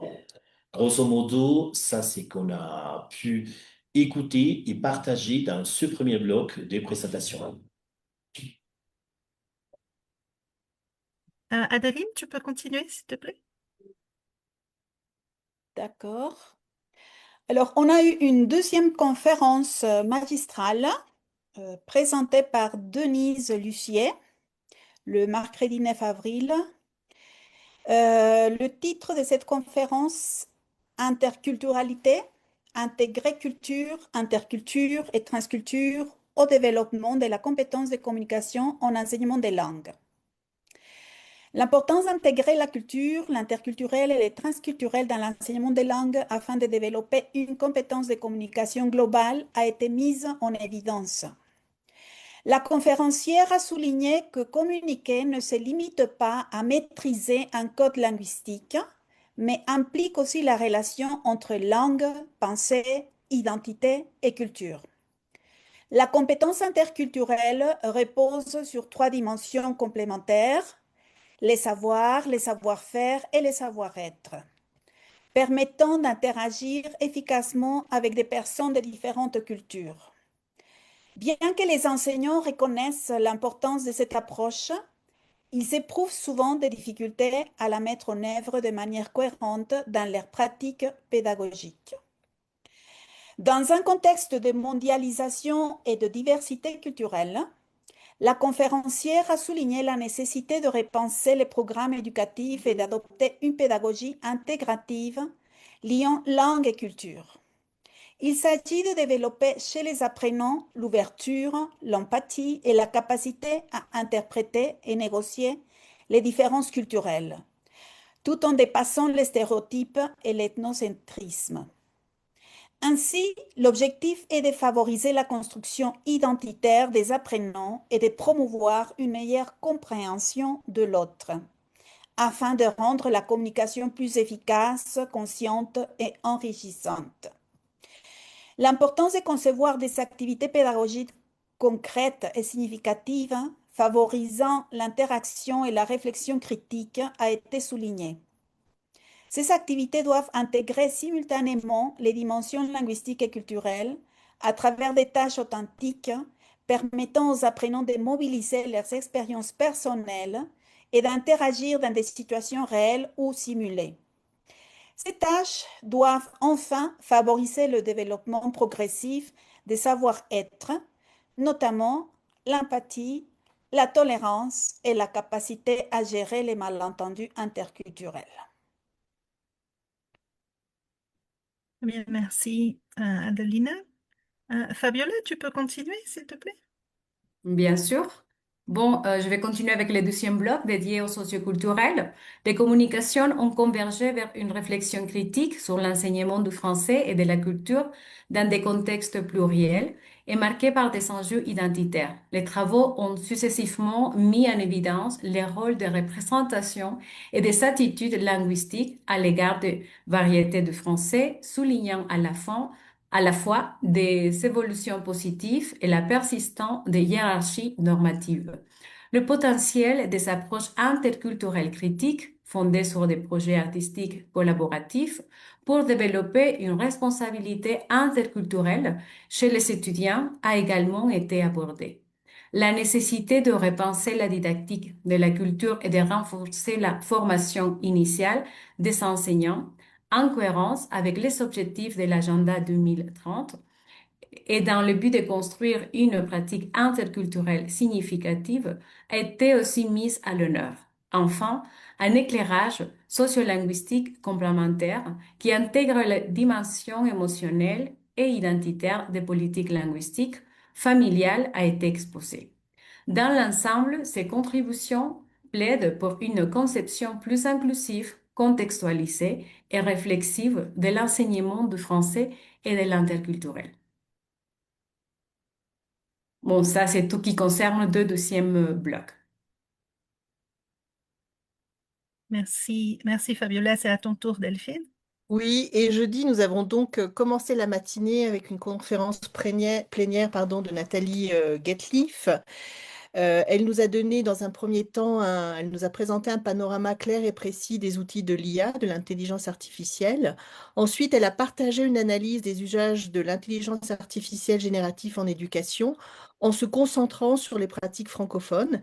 Elle a montré que les enseignants utilisent principalement ces outils pour la création de contenus pédagogiques, l'adaptation au public cible et l'évaluation, tandis que les apprenants les mobilisent davantage pour la recherche et la traduction. Elle a analysé l'intégration de l'intelligence artificielle dans la didactique du FLE et du FLES à l'ère de l'anthropocène, en montrant comment elle peut nous permettre d'implanter de nouvelles stratégies pédagogiques dans nos classes. Par exemple, la personnalisation des apprentissages, l'autonomie des apprenants, le travail collaboratif. Elle a également marqué l'importance des enjeux écologiques et éthiques de l'usage incontrôlé du numérique. Dans ce contexte particulier, elle a souligné la nécessité de faire évoluer le rôle de l'enseignant de français en lui donnant une place dans la recherche et l'engagement réflexif sur les usages des technologies comme outils en classe de langue. La recherche sur leur impact en éducation reste encore limitée et nécessite de développer davantage d'études de terrain menées par les enseignants dans des contextes d'apprentissage réels. L'enseignant ne transmet pas seulement des compétences linguistiques, mais forme aussi des apprenants conscients et responsables dans un monde marqué par les nouvelles technologies et des enjeux écologiques. Ça, c'était pour la conférence plénière de Nathalie Getliff.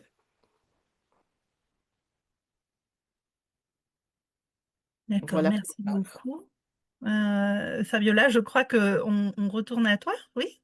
Super. Bon, pour le bloc 3, portrait sur le IA et la phonétique, les contributions ont mis en avant des approches pédagogiques innovantes visant à améliorer l'apprentissage des langues à travers des dispositifs alternatifs et centrés sur l'apprenant. Un axe commun concerne l'intégration des outils non traditionnels tels que la gamification, l'intelligence artificielle, les corpus oraux riches et les projets artistiques. Comme levier pour renforcer l'efficacité pédagogique, plusieurs travaux soulignent l'importance de dépasser une conception déficitaire de l'erreur et du transfert linguistique, en les envisageant comme des ressources potentielles au service de l'apprentissage grammatical, phonétique et prosodique. Les dimensions suprasegmentales, intonation, prosodie, apparaissent comme centrales pour la intelligibilité et la communication fluide, nécessitant un travail explicite et conscient en classe. Par ailleurs, l'usage des technologies numériques, dont l'IA, est présenté comme un outil de soutien à condition d'un accompagnement pédagogique structuré. Enfin, ces recherches convergent vers une didactique intégrative, multimodale et réflexive, favorisant à la fois les performances linguistiques et la confiance des apprenants. Merci Fabiola. Angèle, c'est à ton tour pour les éditeurs.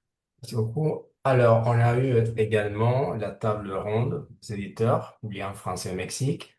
Donc, la revue présentée lors de cette table ronde illustre la diversité et la vitalité de la recherche en didactique de langue et en études linguistiques au Mexique. Synergie Mexique, par exemple, liée à l'UNAM, s'inscrit dans un réseau international promouvant la diffusion de travaux en didactique du français langue étrangère et en francophonie. Verbum et Lingua, publié par l'Université de Guadalajara, se distingue par son approche interdisciplinaire en linguistique appliquée et en enseignement de langue. De son côté, Lengua y Cultura, associé à l'Université autonome de l'Estado de Hidalgo, met l'accent sur les liens entre langue, culture et pratiques éducatives, notamment dans des contextes multilingues.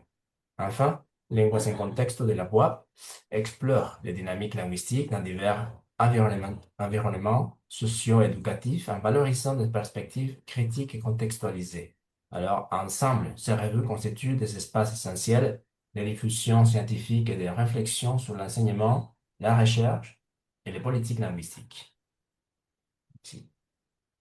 Merci beaucoup Angèle. Édouard. Oui, et nous arrivons à notre troisième journée ce matin avec la première conférence magistrale de Marisa Cavalli intitulée Médiation, une compétence professionnelle en vue d'une éducation équitable et d'égalité pour toutes.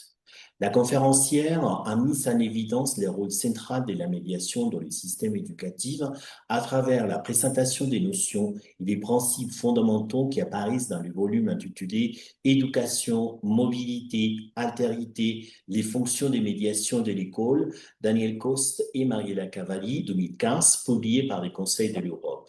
Ensuite, il a abordé la notion de médiation qui a été définie comme un processus d'interaction qui vise à faciliter la compréhension, la communication et la construction des sens entre des individus et des groupes, notamment en situation de diversité ou d'altérité.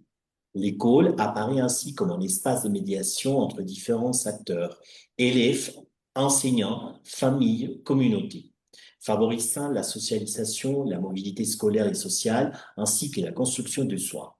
Les enseignants y jouent un rôle clé d'intermédiaire, contribuant à garantir une éducation équitable à travers des pratiques langagières et relationnelles adaptées. Pour terminer, et pendant la transition de cette conférence, il a abordé la médiation pédagogique qui concrétise à travers des pratiques des TIH visant à rendre les savoirs accessibles à tous. Les modèles de vagues sémantiques illustrent bien comment les enseignants décomposent des contenus complexes, puis les restructurent pour mettre une compréhension approfondie. Tout ce processus s'appuie sur des stratégies telles que la reformulation, la paraphrase, l'utilisation des exemples concrets, la traduction entre langues, l'interprétariat ou encore la réorganisation des informations. Des activités comme le travail collaboratif, les échanges entre pairs et les tâches contextualisées permettent également de soutenir l'apprentissage et d'éviter des connaissances fragmentées ou désorganisées. Enfin, la conférencière a souligné que la médiation constitue une compétence professionnelle essentielle dans des contextes éducatifs marqués par la diversité linguistique et culturelle.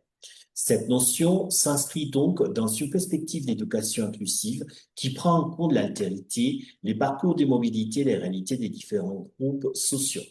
Il mobilise des dimensions liées à l'intervention éducative et sociale en favorisant la compréhension mutuelle, l'accès au savoir et de la participation de tous les apprenants. Ainsi, la médiation constitue un levier fondamental pour construire une école plus juste, ouverte et adaptée aux enjeux contemporains. Ensuite, on a passé au cinquième bloc de présentation. Pendant ces interventions, on va dire les intervenants de ce dernier bloc ont confirmé les renouveaux, l'authenticité et la diversité observées au long du premier colloque des recherches de l'ANDIF. En effet, tous ces travaux ont mis l'accent sur des approches et des stratégies pédagogiques se centrant sur des aspects humains tels que la connaissance des soins, les différences et similitudes entre les divers acteurs intervenant dans le processus d'enseignement-apprentissage du français, sur des aspects linguistiques et culturels comparatifs intéressants comme l'observation des erreurs dans des contextes scolarisés versus des contextes non scolarisés, ou l'analyse des traditions discursives et argumentatives dans différents pays. Enfin, sur des pratiques pédagogiques innovantes et des supports authentiques riches favorisant la créativité dans la classe de fleurs, et tels comme les contes ou les cinémas. Et Georgia, je te cède la parole.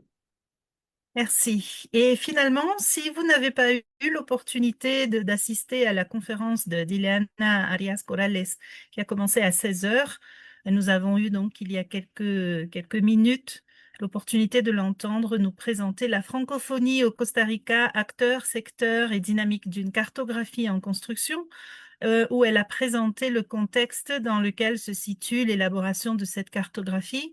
Elle a également fait un tour chronologique concernant les moments et les événements principaux qui touchent à l'enseignement du français. Les acteurs et les secteurs économiques, diplomatiques, éducatifs notamment, agissant sur la francophonie au Costa Rica, ont été soulignés. Des chiffres importants concernant les étudiants, les professeurs et les tuteurs dans les universités et institutions principales nous ont été fournis, ainsi qu'une série de stratégies. Des exemples de projets représentatifs se centrant sur l'enseignement du français et la francophonie ont également été mentionnés. Parmi les organismes et les institutions contribuant à la diffusion du français et de la francophonie dans ce pays se trouvent la CoProf, l'Alliance française, le lycée franco-costaricien, mais aussi l'OIF, l'AUF, TV5 Monde, entre autres. Et finalement, les états des lieux concernent la construction de cette cartographie au Costa Rica, concernant la construction de cette cartographie au Costa Rica ont été présentés. Voilà, donc c'est tout de notre côté. J'espère que ça vous aura à nouveau rendu curieux d'aller revoir certaines présentations. Vous pouvez consulter le site de l'AMDIF où vous pouvez retrouver tous les enregistrements de tous les blocs et des conférences magistrales. Et je te cède la parole, Haïdé, pour la dernière partie de ces activités. Pour finir ce colloque, on va revenir à des phrases déjà connues, mais qui n'en sont pas moins vraies. Ceci n'est qu'un au revoir. Nous sommes très heureux que ce colloque ait pu avoir lieu. C'est le premier réalisé par l'AMDIF, mais ce n'est pas la première rencontre académique de la communauté francophone de recherche au Mexique. Nous espérons qu'il y en aura beaucoup d'autres, mais nous avons d'ores et déjà 2 rendez-vous importants à venir. Je tiens à rappeler aujourd'hui que nous avons la possibilité de participer à la rencontre continentale la plus importante dans le domaine de la didactique des langues et du français langue étrangère en particulier, les Sesiones para Docentes e Investigadores de Francés en América Latina, les CEDIFRAL, que Iliana a mentionné dans sa conférence.